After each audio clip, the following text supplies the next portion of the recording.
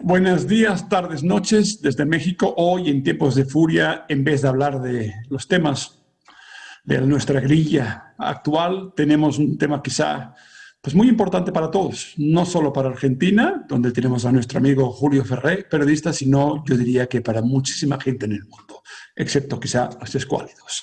Dicho esto, Julio, bienvenido a este programa. ¿Me oyes bien, Julio?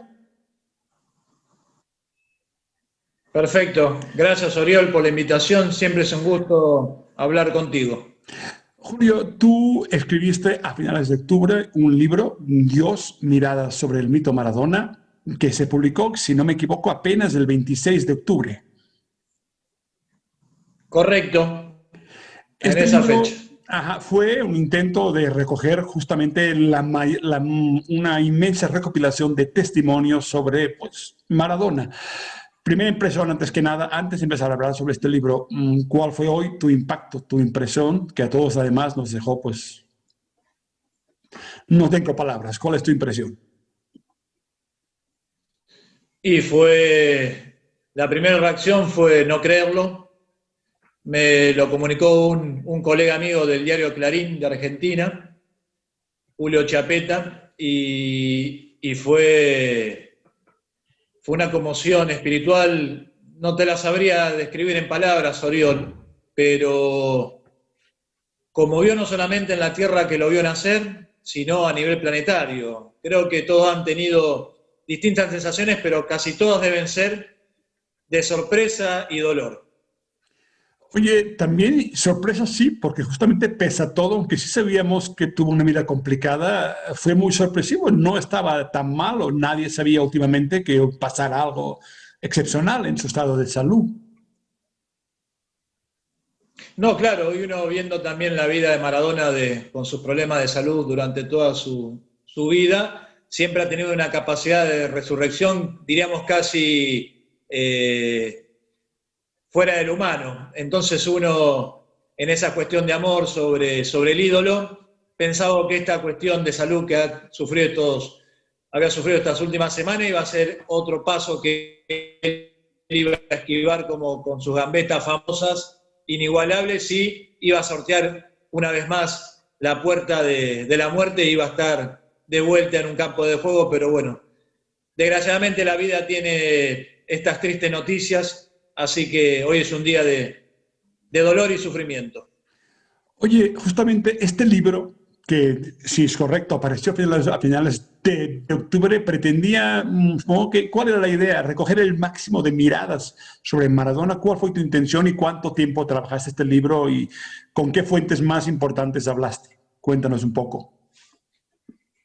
El libro siempre lo pensé en algún momento de mi vida y como sabés, Oriol, hay varios libros biográficos y ensayos sobre la vida de Maradona muy buenos, otros algunos no tanto. Entonces, hacer un libro de esta característica donde distintas voces hablaran sobre Maradona. Es decir, se respetó el orden cronológico de la vida de Diego, desde Cebollita, donde él irrumpe en el fútbol, hasta hoy en la actualidad, que era director técnico del club Gimnasia Esgrima La Plata. Esto se pensó con Fernando Signorini. Fernando Signorini es un personaje de mucha relevancia en la vida de Maradona espiritual y futbolística. Fernando Signorini fue su preparador físico personal desde la etapa del Barcelona de Menotti, allá por el año 83-84. Después lo preparó para distintas actividades futbolísticas, como fue la etapa en el Napoli, los mundiales de México 86, Italia 90, Estados Unidos 94. Y además Fernando Signorini fue preparador físico de la selección nacional cuando Diego Armando Maradona estuvo al frente desde el año 2008 al 2010 y disputó el Mundial de Sudáfrica 2010. Así que con Fernando conversamos esto y él fue el que me abrió el espectro de estos grandes personajes y personalidades que de alguna manera están en este libro, en Dios, mirada sobre el mito Maradona, y así fue como se pensó que todos dijeran una semblanza sobre Diego. Y vos... Perdón. Sí, Julio, se te fue la voz, parece que el micrófono se muteó solito. Ajá. A ver si puedes. El Ok, valor humano perfecto. del personaje. Adelante. Sino también, como te decía, no solamente destacan el valor inigualable de Diego dentro de un campo de juego, sino también destacan el valor humano, el amigo, el compañero, el sujeto político, porque en este libro hay muchos periodistas de renombre. Está Víctor Hugo Morales, está Horacio Pagani, Guillermo Blanco, Ernesto Cherkis Vialo, Alejandro Dolina, el italiano Gianni Minà, y después futbolistas de la talla de Claudio Paul Canigia, el negro Enrique, directores técnicos de él, como César Luis Menotti, el zurdo López, jugadores internacionales como el pibe Valderrama, Careca, Alemao, Gianfranco Solá, muchos jugadores que fueron parte de la vida de Diego y bueno, como verás, fueron más de 80 entrevistas y todos dejan un relato coral y diría muy emocionante sobre la vida de Diego.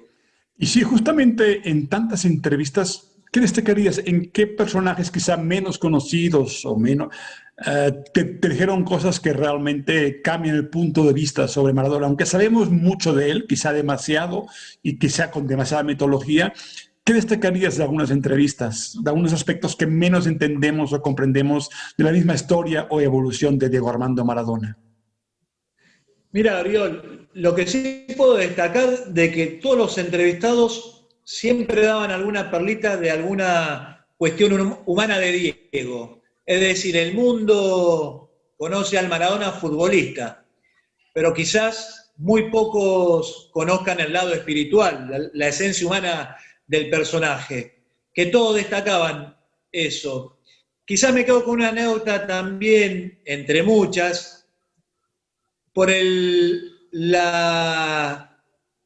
momento que se encuentran dos personajes fuertes, simbólicos dentro del fútbol, que fue cuando Diego quería conocer a Pelé. Esa es una anécdota muy rica que me la cuenta Guillermo Blanco, fue un periodista importante de la revista El Gráfico, una revista argentina de deportes que vendría a ser como la Biblia del deporte en Argentina, y él fue su jefe de prensa muchos años, y Guillermo Blanco fue el que hizo que se pudieran conocer Diego y Pelé. La historia es muy corta, pero Maradona todavía no había cumplido los 19 años, jugaba en Argentinos Juniors, y después del término de un partido entre Argentinos Juniors y Huracán, en la cancha de Parque Patricios, la cancha de Huracán, ese mismo domingo se tomaron un avión Maradona, Guillermo Blanco, su representante entonces, Jorge Sisterpiller, y uno de los grandes fotógrafos argentinos, Ricardo Alfieri.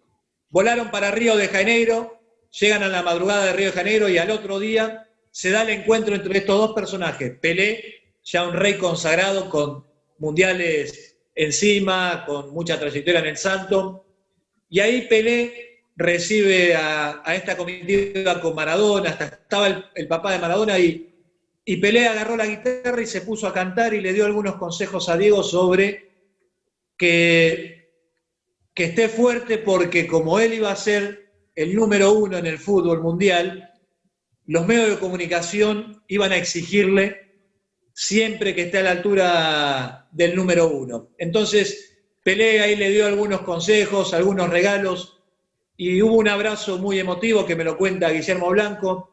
Después la vida deportiva y política lo fue separando, pero lo que me cuenta Guillermo es que se generó un vínculo muy fuerte ahí y de consejos de Pelé. Así que es una historia muy rica entre esos dos grandes jugadores, que para mí igual sigue siendo el mejor del mundo, Diego Armando Maradona, claro.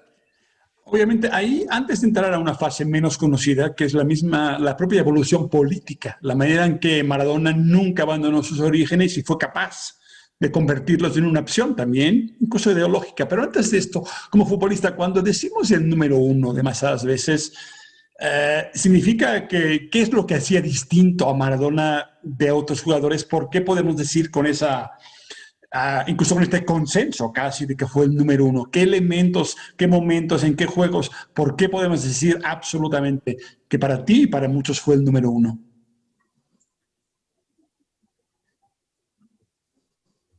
¿Sí? Perdón, Oriol, justo se había ido un poco No, la pregunta, el sonido. justamente esto, ¿por qué podemos decir con esta seguridad, incluso este consenso que es difícil, por qué Maradona fue el número uno? ¿Qué elementos en su juego destacarían especialmente y son tan distintos a cualquier otro? ¿Cómo lo dirías tú? Y hablando con tanta gente que te comentó también, obviamente. Claro, uno lo puede sostener por una cuestión de amor sobre el personaje, pero después de haber hablado con sus directores técnicos, por ejemplo, un director técnico de mucho renombre, con mucha trayectoria internacional, que es César Luis Menotti, que él tuvo la oportunidad de dirigirlo en el Barcelona, en la selección del juvenil de 1979, campeona mundial, la sub-20 en Japón, en Tokio, y también lo dirigió en el malogrado Mundial de España 1982, donde Argentina sale del Mundial con un partido perdiendo con Brasil. Menotti me decía que hay grandes jugadores en distintas etapas, ¿no? Se puede nombrar al holandés Cruyff, el francés Platini, el otro argentino Di Stéfano, brasileros también como Pelé, Sócrates, Zico, alemanes como Rummenigge, entre otros. Pero Maradona tenía una cualidad que quizás no la tenían todos. Maradona tenía esa zurda mágica que era el arte de lo inesperado en el juego de Maradona. Además, tenía guapesa, además tenía una capacidad de juego inigualable porque tenía gambeta corta, tenía cuerpo, no lo desestabilizaban fácil, y tenía algo que está comprobado científicamente, Oriol. Hay los médicos que lo han tratado en el alto rendimiento, han estudiado que Maradona tenía una mirada periférica, pero de 360 grados, es decir, casi como un aviador. Maradona podía estar corriendo de frente y ver lo que pasaba en sus alrededores. Y el ejemplo de esa cosa que sostienen clínicamente y científicamente los médicos es el segundo gol de Maradona a los ingleses en México 86, cuando Maradona desparrama a 6 jugadores del equipo inglés.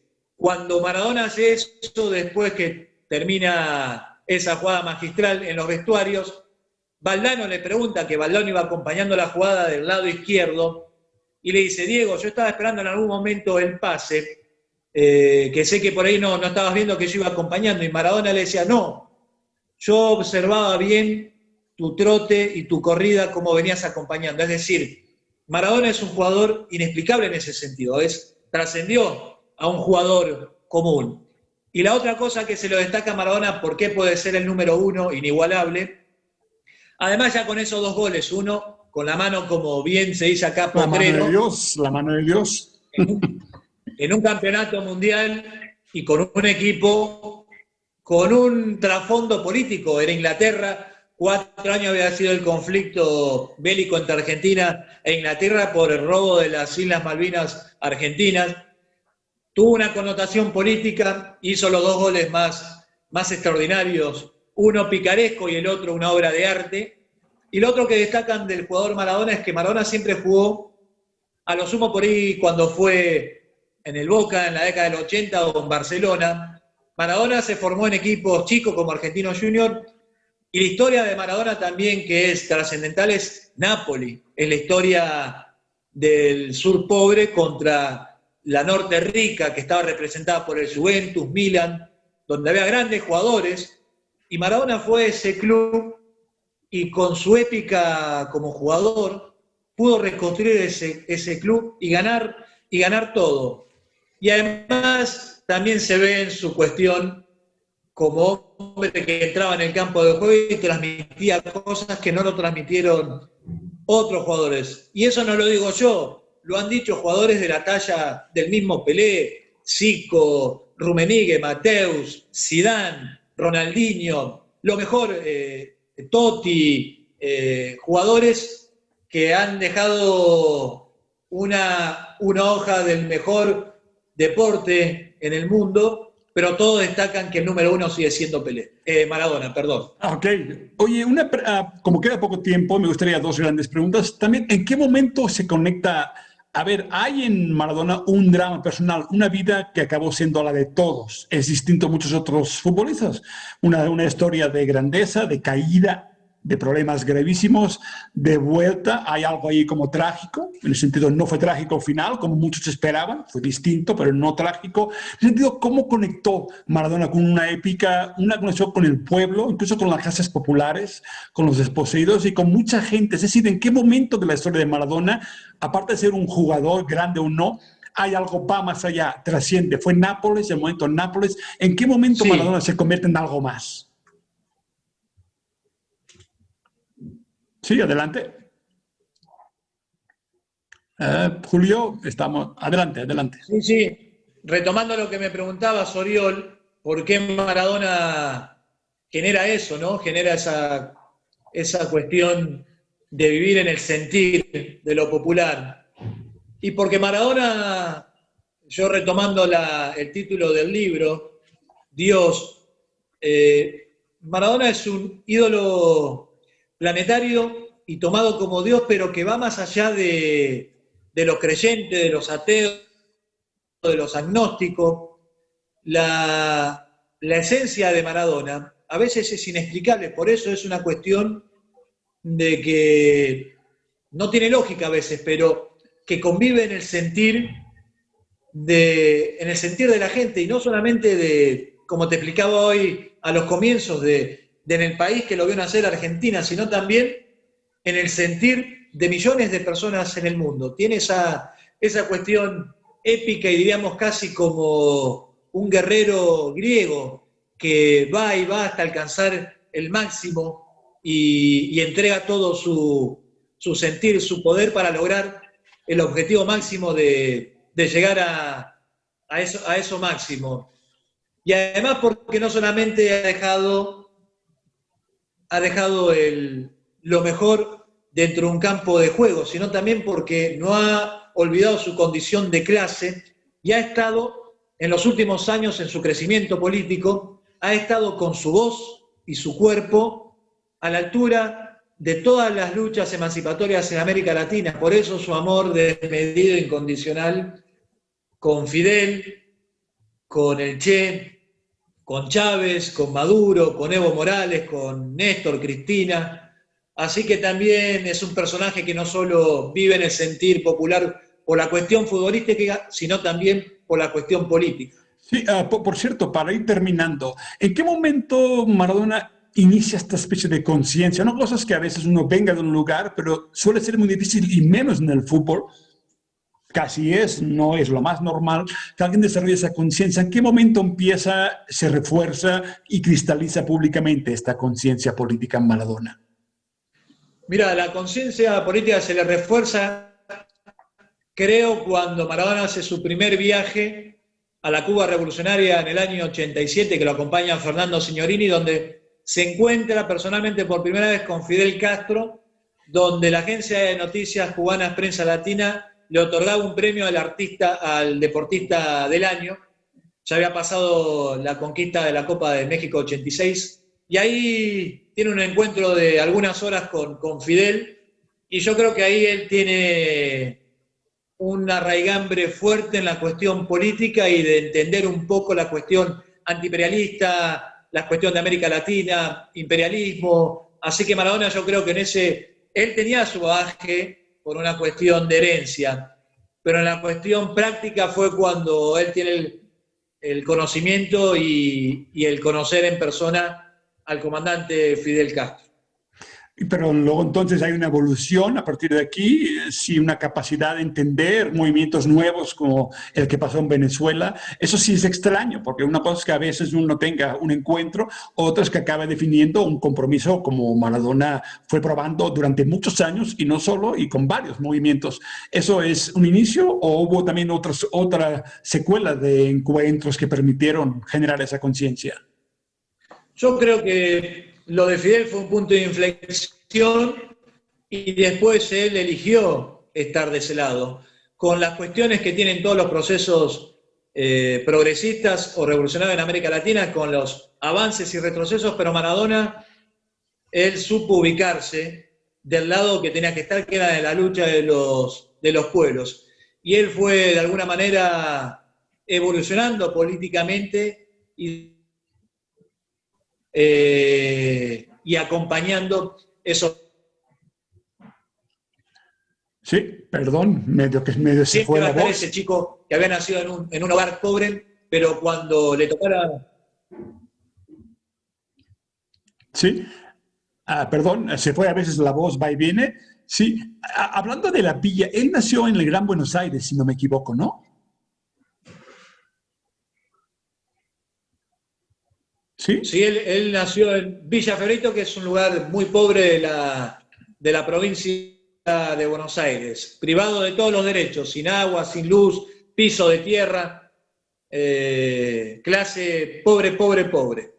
Eso explica en parte que Por en eso Nápoles, él sí, nunca dime. relegó de su condición de clase. Ujú. No, no, por eso retomando la vida de Diego y de su vida de niñez, él nunca olvidó su condición de clase y de alguna manera él quiso elevar la voz y acompañar los procesos donde se luche por un mañana mejor, igualdad de condiciones, lo que él nunca pudo tener después de ser una estrella a nivel mundial. Él optó, que debe ser un caso en el mundo, de esa cuestión de estar en una torre de marfil donde el mundo se brinda a sus pies y Maradona aprovechar esa condición de ser un personaje planetario, donde es llamado por príncipes, presidentes, primeros ministros de primer orden mundial. Él aprovechó esa condición y de alguna manera utilizó esa herramienta como para poder denunciar y acompañar a los que de alguna manera tenía que acompañar y denunciar a quien tenía que denunciar. Debe ser un Oye, caso en el mundo, por eso también Maradona va a trascender por esa cuestión. oye, una pregunta rápida. Tu libro apareció a finales de octubre, creo que justamente lo editó la Fundación Octubre. ¿Es un libro que se pueda hacer una edición digital más adelante, que esté disponible fuera de Argentina? ¿Habrá manera para que lo tengamos en otros países? Sí, Oriol, estamos en eso. Ahora la primera edición es argentina, pero bueno, estamos en tratativas para que pueda haber algunas ediciones en distintas partes del mundo. Oye, y ya para acabar, estás viendo las reacciones en Argentina. Vivimos en América Latina sociedades polarizadas. Al menos en este final de Diego Armando Maradona, ¿ha habido un mínimo consenso de opinión o sigue habiendo los que no pueden con Maradona e incluso en la muerte no lo perdonan? ¿Cómo estás viendo las reacciones ahora mismo para terminar? No, considero que la trágica noticia del pase de Maradona a la inmortalidad de alguna manera ha generado la opinión uniforme, el amor hacia ese personaje, pero los canallas y los hipócritas, no solamente acá, sino en el mundo, son ínfimos y van a seguir estando. Pero digo, eso no tiene mucha relevancia porque eso no serán recordados en ningún momento de la historia. Y Maradona ha quedado para la posteridad. Oye, si hubiera una canción con la que despedir a Diego Armando, claro, está la de Los Piojos. Yo personalmente tengo Los Chicos de Calamaro. ¿Tú cuál sería tu canción para despedirte de Diego Armando Maradona? Y una muy simbólica que todos la toman, que es la de Rodrigo, el cuartetero Rodrigo, que también se fue trágicamente de nosotros. Él le dedicó una canción muy hermosa. No recuerdo el nombre, pero sí, sí cuál es la canción. La canción del Cuartetero Rodrigo simboliza mucho la vida de Diego. La buscaremos para terminar esa entrevista. Oye, un gran abrazo desde México, un libro que esperamos poder leer y encantado y esperamos poder volver a hablar contigo porque tienes otras biografías muy importantes, como la de Gregorio Seltzer, un periodista fundamental para nuestro continente. Entonces espero que sigamos hablando y un día también nos veamos en México. Gracias, Oriol. Siempre es un placer hablar contigo. Nos vemos y hasta la próxima. Hasta luego.